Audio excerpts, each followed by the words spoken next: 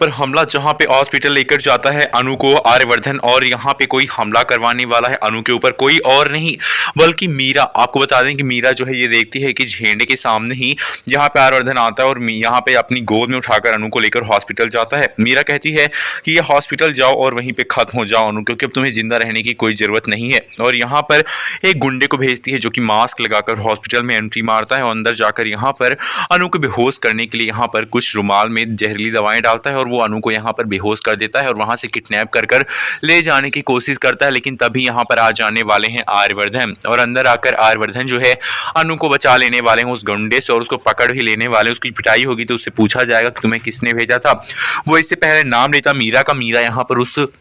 आदमी को जेल भेज देगी और कहेगी सर आप ऐसे आदमियों के चक्कर में क्यों पड़ते हैं, होगा कोई अनु का दुश्मन। लेकिन तभी आपको बता दें कि अनु को शक हो जाता है कि इसके पीछे जरूर कोई ना कोई यहाँ पर मीरा की ही साजिश है, क्योंकि अगर ऐसा मीरा ने किया है इसीलिए वो ऐसी बातें कर रही है। अब यहाँ पर अनु को शक तो हो गया, लेकिन आपको बता दें कि दूसरी तरफ यहाँ पे अनु और आर्यवर्धन की शादी की तैयारियां चलने वाली हैं। अब यहाँ पर फाइनली अनु की शादी के रिश्ते के लिए यहाँ पे आने वाली है अनु के घर में। यहाँ पर आर्यवर्धन की माँ और कहने वाली है पुष्पा जी से कि मुझे आपकी बेटी पसंद है और मेरे बेटे को भी आपकी बेटी पसंद है, हम आपकी बेटी का हाथ अपने बेटे आर्यवर्धन के लिए मांगने के लिए आए हैं। और ये सुनकर होश उड़ जाते हैं पुष्पा जी। कहती हैं आपको कोई गलत फहमी हुई होगी, आर्यवर्धन के लिए नहीं, आप अपने छोटे बेटे या फिर किसी और के लिए इस हाथ को मांगने आई होंगी। लेकिन वो कहती हैं नहीं, मेरे बड़े बेटे आर्यवर्धन को ही आपकी बेटी बहुत ज़्यादा पसंद है और हम चाहते हैं कि अनु और आर्यवर्धन की शादी करवा दी जाए। लेकिन ये सुन के पुष्पा जी गुस्सा हो जाती हैं और कहती हैं आपकी बेटी की उम्र बहुत ज़्यादा है और आप ये क्या कह रही हैं, आप तो खुद यहाँ पर अनु की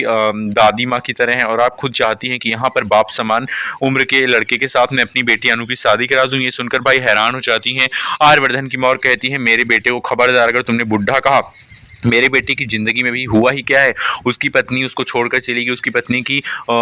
पत्नी की निधन हो गया, मौत हो गई और वो इतनी कम उम्र में चली गई और मेरे बेटे की ज़िंदगी में कुछ हुआ भी नहीं, ना तो उसके बच्चे ही है। अब ये सुनकर यहाँ पे पुष्पा जी काफ़ी इमोशनल भी हो जाती हैं, लेकिन वो कहती हैं कि हम कैसे एक शादी के लिए एक्सेप्ट कर लें आपके बेटे को, क्योंकि अगर हम शादी के लिए हाँ कर देंगे तो समाज में हमारी भी बेइज्जती होगी, हमारे ही मोहल्ले के लोग हमें ताना देंगे कि अपनी बेटी को पैसे के लिए इतने ज़्यादा उम्र के आदमी के साथ शादी कर दी। अब यहाँ पर आर्यवर्धन की माँ कहती हैं कि तुम्हें इस चीज़ की चिंता करने की कोई ज़रूरत नहीं है, तुम्हारे यहाँ पर कोई भी एक शब्द नहीं निकालेगा, हम इतना उनको पैसे दे देंगे कि कोई भी समाज का या फिर मोहल्ले का इस सब चीज़ों के ऊपर एक भी शब्द नहीं बोलेगा। अब ये सुनकर पुष्पा जी हैरान हो जाती हैं। पुष्पा जी कहती हैं कि अगर अनु को शादी मंजूर है तो हम उनके पापा से बात करेंगे। अब भाई यहाँ पर सारी बातें शर्मा जी पर आकर खत्म होने वाली हैं कि शर्मा जी अगर शादी के लिए तैयार हो जाएंगे तो अनु की शादी कर दी जाएगी आर्यवर्धन के साथ, और अगर ऐसा नहीं हुआ तो फिर शादी के बीच में कुछ ना कुछ यहाँ पर बड़ा अड़ंगा आने वाला है। वेला आपको बता दें कि अनु को कुछ सच्चाई भी याद आ रही है जो कि अनु के पुनर्जन्म यानी कि यहाँ पर फिर से होने पे है।